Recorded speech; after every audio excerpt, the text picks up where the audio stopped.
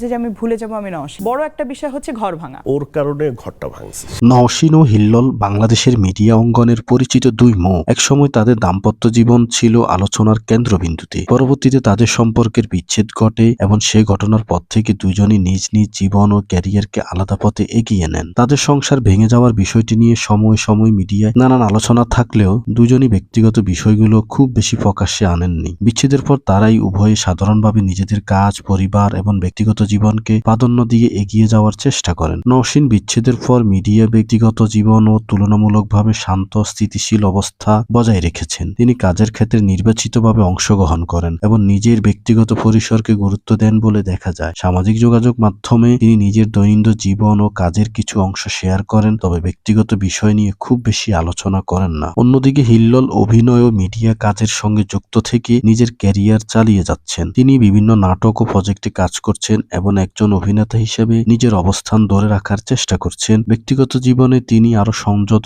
কম আলোচনায় থাকতে পছন্দ করেন বলেই দেখা যায়। দুজনেরই পথ এখন আলাদা, তবে অতীত সম্পর্ক নিয়ে তারা প্রকাশ্যে তেমন কোনো তিক্ততা বা বাড়তি মন্তব্য করেন না, যা তাদের পরিণত মানসিকতার দিকে ইঙ্গিত করে। মিডিয়ার দৃষ্টিতে তাদের সম্পর্ক বিচ্ছেদের একসময় আলোচিত হলেও বর্তমানে তারা দুইজনই নিজেদের জীবনকে নতুনভাবে গুছিয়ে নিয়েছেন। সব মিলিয়ে নওশীন ও হিল্লোলের গল্পটি অনেকটাই এমন একটি পরিচিত দাম্পত্য অধ্যায়ের পর দুজনেরই আলাদা যাত্রা, যেখানে ব্যক্তিগত স্থিতি, ক্যারিয়ার এবং নিজস্ব জীবনধারাই এখন মূল কেন্দ্রবিন্দুতে।